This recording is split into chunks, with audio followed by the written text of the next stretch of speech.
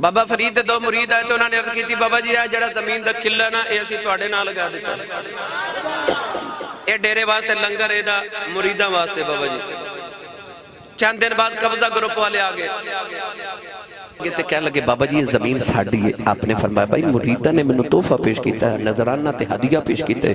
انہاں کہا بابا جی اسی تو آڑے نا عدالت اچھ کیس کرا گے. آپ نے فرمایا کرو. قاضی دی عدالت اچھ مقدمہ پیش کیتا گیا.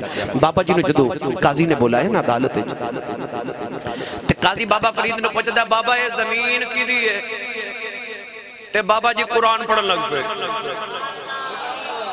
بولے نہیں سبحان اللہ. آپ نے فرمایا قرآن تے کہندہ ان الارض یرثھا عبادی الصالحون اللہ تے کہندہ زمین ولیاں دی ہے. انہیں آگیا بابا جی کوئی رجسٹری کوئی کاغذات کوئی انتقال فرمایا میں نے تے مریدہ نے دیتی ہے رجسٹری کاغذ تے کوئی نہیں. تے قاضی کہنے لگا بابا زمین پھر تیری تے نہ ہوئی. تے بابا فرید فرمان لگے قاضی صاحب پھر رجسٹریاں کی کرنیاں آجو زمین کو نہیں پوچھ لینے تو کی دیئے. بابا کہنے لگا قاضی کہندہ بابا کہتے زمینہ بھی بولی ہیں فرمایا لوگاں دی نہیں بول دی فرید دی ہوئے بول پہن دی ہے. وقت مقرر ہو گیا نوجوانوں قاضی قبضہ گروپ والیاں نہ لا گیا. بابا فرید مریدہ نہ لے گیا کہ پہلی دے بننے دے کھلو گئے. قاضی بلوے کے بابا فرید فرما دینا پوچھ زمین کی دی ہیں. قاضی زمین بلوے کے کر لگا زمین تو کی دی ہیں. زمین دے ذرے ذرے چھے آواز آئی او قاضی اکا دے آیا نے آپ لے کھچنا رہ جائی. اے دنیا دی زمین بھی فرید دی ہے اور جنت دی زمین بھی فرید دی ہے. اسی کے بارے میں قرآن میں آیا وَلَقَدْ يَسَّرْنَا الْقُرْآنَ لِلذِّكْرِ فَهَلْ مِن مُدَّكِرٍ. ہم نے قرآن کو نصیحت حاصل کرنے کے لیے آسان کر دیا ہے کوئی نصیحت حاصل کرنے والا؟ ایک ہی صورت میں 4 دفعہ ایٹ لیسٹ کم از کم یہ آیت ریپیٹ ہوئی ہے.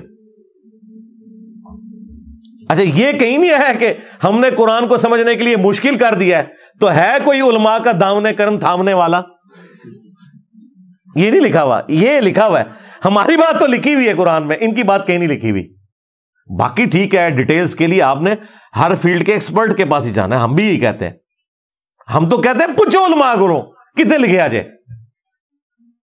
علماء سے ہی پوچھنا ہے بتائیں کہاں لکھا ہوا ہے یہ جو آپ بات کر رہے ہیں کہاں پہ لکھی ہوئی ہے. ریفرنس دیں ہمیں قرآن و سنت سے پیش کریں کہ آپ نے تمام علماء کو پوچھنا ہے. اگر کوئی قادیانی پوری زندگی صرف قادیانی علماء سے پوچھے گا کبھی بھی ختم نبوت نہیں سمجھ سکتا. اور توحید کو بگاڑ کر جس طریقے سے ہمارے بریلوی مکتب اور شیعہ مکتب کے علماء نے پیش کیا اگر آپ ان کی توحید سمجھتے رہیں گے تو آپ کو کبھی توحید سمجھ نہیں آئے گی. باقیوں سے بھی پوچھنا ہے اور پھر صرف پوچھنے پہ اکتفا نہیں ریفرنس چیک کرنا ہے. اگر کسی کے ماں باپ قادیانی ہے تو وہ قادیانی مر جائے گا. ادھر سارے کہیں گے نہیں اس کو تحقیق کرنی چاہیے. تو سرکار جو جدھر لگا ہوا ہے اس کو وہاں پہ تحقیق کرنی چاہیے کہ حق بات کیا ہے. تمام علماء سے پوچھیں ان کے ریفرنسز لیں اور وہ چیک کریں پھر کتابوں کو فائنل اتھارٹی مانیں کیونکہ عزتیں ان بزرگوں نے کتابوں کے نام پہ اویل کی ہیں. یہ یاد رکھیے گا اگر کوئی بزرگ اپنی کتاب کا غدار ہو گیا تو اس کی عزت ختم. ہاں یہ ذہن میں رکھیے گا. ریفرنس بھی ہمیں کتابوں سے آپ نے دینا ہے بابوں سے نہیں دینا. اکثر لوگ یہ بات کہتے ہوئے نظر آتے ہیں کہ انجینئر صاحب لاجیکلی تو آپ کی باتیں بالکل درست ہیں لیکن کوئی قرآن و سنت سے ڈائریکٹ ہمیں دلیل دیں کہ جہاں پہ یہ حکم آیا ہو کہ آپ نے صرف کتابوں کو ہی فالو کرنا ہے بزرگوں کو چھوڑ دینا ہے. کیونکہ دیکھیں کتابیں بھی تو بزرگوں نے لکھی ہوئی ہیں. ہمارے استاد جاوید احمد غامدی صاحب بھی اپنے بھول پن میں میرے بارے میں نام لیے بغیر ان سے سوال کیا گیا تو انہوں نے کہا جی یہ جو لوگ بابوں کے خلاف ہیں تو ان کو شرم کرنی چاہیے کتابیں بھی تو بابوں نے لکھی ہیں. بھائی ہم ان بابوں کے خلاف تو نہیں جنہوں نے کتابیں لکھی ہیں ہم تو ان بابوں کے خلاف ہیں جو کتابوں کے غدار ہیں. اگر ہم ان بابوں کے خلاف ہوتے تو ہم ان کی کتابوں کو یوں اپنے ٹیبل کے اوپر سجاتے. ان کی وفات کے 1200 سال کے بعد ان کی بگوٹن اولاد نے تو یہ ٹیبل کے اوپر نہیں کتابیں سجائی ہوئی ہیں روحانی اولاد نے سجائی ہوئی ہیں.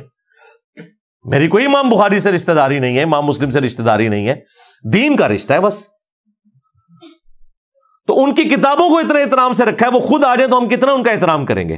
لیکن وہ بابے جو کتابوں کے غدار ہیں، ان کی عزت ہم کیسے کریں؟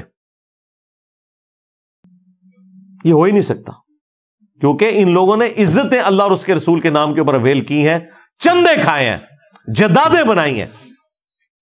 اگر یہ غداری کریں گے تو ان کی عزت بھی ساتھ ہی ختم ہو جائے گی. بالکل اس سے بڑی سزا یہ ملے گی کہ میری جیسی بلا ان کے اوپر مسلط ہو جائے گی. میرے نبی عیسیٰ ہے ہی کوئی نہیں، تیرے بابے تھے شاہ ہی کوئی نہیں. وچوں ایک چکن گے ایک جملہ کہیں گے دیکھو انجینئر صاحب کتنے غصے میں بات کر رہے ہیں. اس طرح کے جملے قرآن سے بھی میں اللہ تعالیٰ کے اٹھاؤں نا تو اللہ تعالیٰ کی کوئی ڈفرنٹ پکچر ہی آپ کو نظر آئے گی، اور نبی الاسلام کی زندگی میں بھی اٹھاؤں تو ڈفرنٹ پکچر نظر آئے گی. ایک پورے کانٹیکسٹ میں بات ہو رہی ہے، کوئی مثال بیان ہو رہی ہے، کوئی مزاح میں بات ہو رہی ہے، کوئی اگریسو سٹائل میں ہو رہی ہے. یہ ساری چیزیں جمع کر کے پوری ڈاکٹرن سامنے رکھی جاتی ہے. پک اینڈ چوز نہیں آپ نے کرنا ہوتا. تو یہ کہنا کہ جی لاجیکلی ڈائریکٹلی دکھائیں، تو یہ مسلمان کو تو ویسے ہی ڈیمانڈ نہیں کرنی چاہیے. وہ مسلمان جس کے پیغمبر نے حجۃ الوداع پہ فرمایا اپنے بعد 2 چیزیں چھوڑ کے جا رہا ہوں، اللہ کی کتاب اور اس کے نبی کی سنت، جسے مضبوطی سے پکڑ لوگے کبھی گمراہ نہیں ہوگے. وہ ہم سے پوچھ رہے ہیں کہ جی کہاں لکھا ہوا ہے؟ وہاں کیوں نہیں نبی علیہ السلام نے ذکر کر دیا کہ بابے پکڑ لینا؟ اور نبی علیہ السلام کے پاس تو وہ بابے تھے جو چھوڑے بھی جا سکتے تھے، ابو بکر، عمر، عثمان و علی رضی اللہ عنہم اجمعین وعلیہم السلام اجمعین. ان کی پیروی کا حکم آیا، لیکن وہ اور کانٹیکسٹ میں ہے. علیکم بسنتی وسنت الخلفاء الراشدین المہدیین. وہ اس کانٹیکسٹ میں ہے کہ پولیٹیکل ڈیسیژنز کو آپ نے فالو کرنا ہے، اور وہ بھی جو قرآن و سنت کے مطابق ہے. لیکن نبی علیہ السلام کہہ رہے ہیں کتاب و سنت. اس کے پیچھے ریزن یہ ہے کہ نبی علیہ السلام کی وفات کے آلموسٹ 2.25 سال کے بعد حضرت ابو بکر بھی فوت ہو گئے. آلموسٹ 11 سال کے بعد سیدنا عمر بھی شہید ہو گئے. 25 سال کے بعد سیدنا عثمان شہید ہو گئے. 30 سال کے بعد حضرت علی شہید ہو گئے. اور آلموسٹ 100 سال کے بعد آخری صحابی ابو طفیل عامر بن واثلہ رضی اللہ تعالیٰ عنہ المتوفا 110 ہجری، وہ بھی دنیا سے چلے گئے. آج آخری صحابی کو گئے ہوئے بھی آلموسٹ 1350 سال ہو چکے ہیں. لیکن قرآن اور سنت زندہ ہے. اس لیے نبی علیہ السلام نے کہا قرآن و سنت کو پکڑنا. پھر غدیر خم پہ فرمایا قرآن اور میرے اہل البیت. قرآن کو پکڑ لینا، اس میں ہدایت ہے، نور ہے، یہ اللہ کی رسی ہے، جو اسے پکڑے گا ہدایت پہ ہوگا، جو چھوڑ دے گا گمراہ ہو جائے گا. اور دوسری بھاری چیز میرے اہل البیت ہیں. میں اپنے اہل البیت کے معاملے میں تمہیں اللہ کا خوف دلاتا ہوں، یعنی میری وفات کے بعد ان کے ساتھ حسن سلوک کرنا. 3 بار آپ نے یہ جملہ بولا صلی اللہ علیہ وآلہ وسلم. لیکن امت بالکل الٹ چلی، نہ قرآن کو پکڑا نہ اہل البیت کو زندہ چھوڑا، بالکل الٹ چلی امت. تو لکھا ہوا ہے، پھر بھی نہ سمجھ آئے تو سورہ التوبہ کی آیت نمبر 31، اتخذوا احبارہم ورہبانہم اربابا من دون اللہ. یہود و نصارہ نے اپنے علماء کو اور اپنے بزرگوں کو، احبار یعنی وہ عالم جو علم کی گہرائی میں ہو، رہبان راہب صوفی جوگی، ان کو رب مان لیا تھا اللہ کے مقابلے پر. اس آیت کے کانٹیکسٹ میں جامعہ ترمذی میں ایک حدیث ہے، شیخ البانی سلسلہ احادیث صحیحہ میں اسے لے کے آئے ہیں. عدی ابن حاتم مشہور فیاض جو حاتم تائی تھے، ان کے بیٹے مسلمان ہوئے. کہتے ہیں میں نے نبی علیہ السلام سے عرض کی کہ اللہ کی کتاب میں ایک آیت ہے جو مجھے کھٹکتی ہے. نبی علیہ السلام نے کہا کون سی؟ کہا اتخذوا احبارہم ورہبانہم اربابا من دون اللہ. یا رسول اللہ، ہم نے تو کبھی بھی اپنے علماء اور اپنے بزرگوں کی پرستش نہیں کی تھی. نبی علیہ السلام نے فرمایا مجھے بتاؤ، جب تمہارے علماء اور یہ جوگی اور صوفی لوگ کسی اللہ کی حلال کردہ چیز کو حرام اور حرام کردہ چیز کو حلال بتاتے تھے تو کیا تم ان کے فتووں کو مان نہیں لیتے تھے؟ ان کا یا رسول اللہ ایسے ہی تھا. فرمایا یہی تو ان کو رب بنانا ہے. یعنی نبی علیہ السلام کہہ رہے تھے عدی ابن حاتم تم نے کر لینا تھا غور، کتابوں کا دین اور ہے، بابوں کا دین اور. آگے سے عدی ابن حاتم نے یہ نہیں عرض کی کہ یا رسول اللہ میں تو جاہل تھا، یہ تو علماء کا کام ہے، ہمیں علماء سے ہی پوچھ کے چلنا چاہیے. اب نبی علیہ السلام تو کہہ رہے ہیں علماء سے نہیں پوچھنا، کتابوں کو دیکھنا ہے. ان علماء سے پوچھنا ہے جو کتابوں کے مطابق فیصلہ کریں. اس کا مطلب ہے کہ ہر انسان نے علماء سے پوچھنے کے بعد کتابوں سے ویریفائی کرنا ہے, ورنہ تو نبی اسلام کو یہ کہنے کی کیا ضرورت تھی کہ تم نے اپنے علماء کو رب مان لیا تھا. مراد یہ کہ اپنے جو علماء ہیں نا, جب وہ بات کرتے تھے تو چیک نہیں تھے کرتے کہ کتابوں میں کیا لکھا ہوا ہے, انبیاء کی وحی میں کیا لکھا ہوا ہے. اور یہی ہم بھی عرض کر رہے ہیں کہ مرنے سے پہلے اے مسلمان کر لے اس پہ غور. کتابوں کا خدا اور ہے, بابوں کا خدا اور. کتابوں کا پیغمبر اور ہے, بابوں کا پیغمبر اور. کتابوں کا دین اور ہے, بابوں کا دین اور. اگرچہ بابے بھی اسی خدا, رسول, پیغمبر اور کتابوں کے ماننے والے تھے, لیکن ان کوالٹیز کے ساتھ نہیں جو قرآن و سنت میں آئی ہیں. انہوں نے اپنی خرافات کو دین کا نام دے دیا. حتیٰ کہ نبی صلی اللہ علیہ وآلہ وسلم کو جب اللہ تعالیٰ نے کفار کے ساتھ بحث کرنے کے حوالے سے ایجوکیٹ کیا تو سورۃ الاحقاف میں فرمایا کہ ان کافروں سے کہو ایتونی بکتاب من قبل ھذا او اثارۃ من علم ان کنتم صادقین. اے نبی ان سے فرماؤ اگر قرآن کو نہیں مانتے نا تو اس کتاب سے پہلے جتنی الہامی کتابیں نازل ہوئی ہیں نا وہ لے آؤ, یا انبیاء کے آثار یعنی سنت, اس کا ریٹن ریکارڈ حدیث. کہتے ہیں نہیں حدیث کا ذکر کدھر ہے, قرآن میں موجود ہے.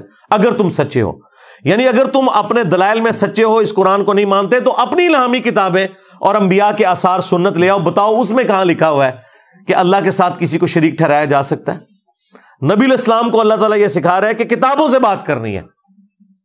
اور میرا یہ دعویٰ ہے کہ ایز فار ایز توحید از کنسرنڈ, دنیا کے جتنے بھی ریلیجن ہیں, جیوز ہوں, کرسچنز ہوں, ہندو ہوں, مسلمان ہوں, سکھ ہوں, کوئی بھی ہو, کتابیں ایک خدا کی بات کرتی ہیں.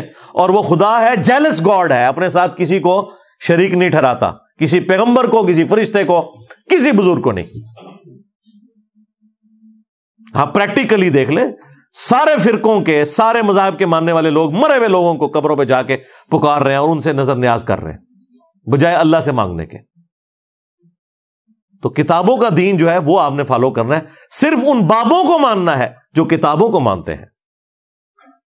تو یہ جو الزام بار بار میرے اوپر لگتا ہے نا, کتابوں کی بات کرتا ہے تو بابوں کی بے حرمتی کرتا ہے, یہ کتابیں بھی بابوں نے لکھی ہیں. او سرکار جدہ لوکی کلمہ پڑھ دے او محمد اور تے میاں محمد بخش اور ہیں او تواڈے بابے اور بخاری مسلم اور, یہ تو سارے وفادار ہیں اپنے پیغمبر کے. تمہارے بابے وہ ہیں جنہوں نے غداریاں کی ہیں. تو اس طرح تو نہ کرو کہ دونوں چیزوں کو مکس کر کے پبلک کو دھوکہ دینے کی کوشش کرو.